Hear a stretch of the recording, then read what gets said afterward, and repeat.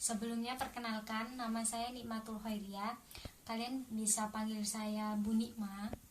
Di sini saya mengampu mata pelajaran pendidikan Pancasila dan Kewarganegaraan. Jadi selama semester ini kalian akan bertemu saya pada mata pelajaran PKN. Bagaimana kabarnya kalian semua? Jangan lupa pakai masker kalau keluar, cuci tangan, dan jaga kesehatan selama masa pandemi COVID-19 ini. Oh ya, sebelum masuk ke pembelajaran, saya akan sedikit memberikan penjelasan mengenai bagaimana kelas ini berjalan nantinya.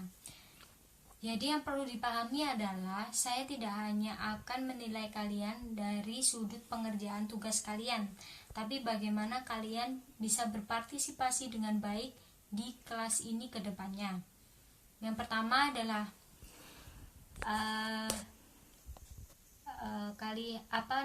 di kelas ini adalah kelas yang demokratis, yang artinya semua siswa berhak untuk memberikan pendapat dengan bebas. Jadi semakin aktif kalian, maka akan semakin saya lihat bagaimana kalian berpartisipasi dalam kelas ini. Yang kedua adalah nilai kejujuran. Jadi kalian harus mengembangkan nilai kejujuran masing-masing. Dari mana? Dari pengerjaan tugas. Kalian harus mampu mengerjakan tugas sendiri dan harus berani jujur bahwa itu adalah tugas dikerjakan sendiri. Jikalau saya sampai tahu bahwa itu adalah tugas dikerjakan oleh orang lain, maka nantinya nilai akan saya kurangi. Yang ketiga adalah nilai tanggung jawab. Nilai tanggung jawab ini maksudnya adalah ketika kita melaksanakan pembelajaran daring, pasti ketika mengumpulkan tugas kita akan diberi tenggang waktu. Jadi semisal saya memberi kalian waktu sampai jam 10 malam untuk mengumpulkan tugas, lalu kalian mengumpulkan tugas lebih dari jam 10 malam, maka ada pengurangan nilai. Jadi seperti itu untuk peraturan kelas kedepannya. Ibu berharap kalian memahami dengan jelas dan setuju dengan peraturan ini. Oke, kembali lagi dengan saya Bu Nikma dalam mata pelajaran pendidikan Pancasila dan Kewarganegaraan. Untuk materi yang pertama adalah mengenai perumusan Pancasila sebagai dasar negara. Yang akan kita bahas selanjutnya adalah mengenai pembentukan BPUPKI. Apa itu BPUPKI? BPUPKI adalah kepanjangan dari Badan Penyidik Usaha-Usaha Persiapan Kemerdekaan Indonesia.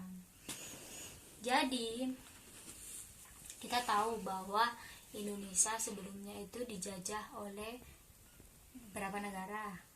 Sebelum Jepang, kita dijajah oleh bangsa Belanda. Pada saat dijajah oleh bangsa Belanda, kita dijajah berapa tahun? Kita dijajah lebih dari 350 tahun atau 3,5 abad. Lalu dijajah oleh Jepang selama 3,5 tahun. Pada saat dijajah Jepang, banyak sekali hal yang dilakukan Jepang yang sangat menyengsarakan Indonesia. Yang pertama adalah pelaksanaan kerja paksa. Jadi pelaksanaan kerja paksa ini menyebabkan banyak sekali laki-laki dari Indonesia yang dipaksa untuk keluar negeri untuk melaksanakan pekerjaan dalam keadaan yang buruk. Jadi pada zaman itu banyak sekali orang-orang yang meninggal pada saat kerja paksa. Yang kedua adalah pengambilan paksa. Jadi pada zaman Jepang itu tadi, tentara Jepang itu banyak yang mengambil makanan, pakaian secara paksa dari warga Indonesia itu sendiri. Yang ketiga adalah perbudakan paksa. Perbudakan paksa itu menyebabkan perempuan-perempuan Indonesia banyak dipekerjakan secara paksa oleh tentara Jepang. Seperti itu. Jepang mulai menguasai Indonesia itu pada tanggal 8 Maret 1942. Kedatangan Jepang awalnya itu disambut baik oleh bangsa Indonesia, dan awalnya itu mengira bahwa Jepang itu akan membawa perubahan yang baik bagi bangsa Indonesia. Tapi ternyata Jepang itu hanya sama saja seperti Belanda yang ingin menguasai bangsa Indonesia. Pada awalnya Jepang mampu menguasai Indonesia, Lalu lama-kelamaan sekutu yang terdiri dari Belanda, Inggris, dan Amerika berusaha untuk memukul balik Jepang. Akhirnya lama-kelamaan Jepang merasa terdesak, sehingga pada tanggal 1 Maret 1945 Jepang mengumumkan pembentukan Badan Penyelidik Usaha-Usaha Persiapan Kemerdekaan Indonesia (BPUPKI) yang dalam bahasa Jepang disebut Dokuretsu Zumbi Kosakai. Pada akhirnya pembentukan BPUPKI dilaksanakan pada tanggal 29 April 1945 bersamaan dengan hari ulang tahun Kaisar Jepang, yakni Kaisar Hirohito. BPUPKI ini dipimpin oleh Dr. KRT Rajiman Wijodiningrat dan memiliki anggota berjumlah 62, terdiri atas tokoh-tokoh bangsa Indonesia dan 7 orang dari Jepang.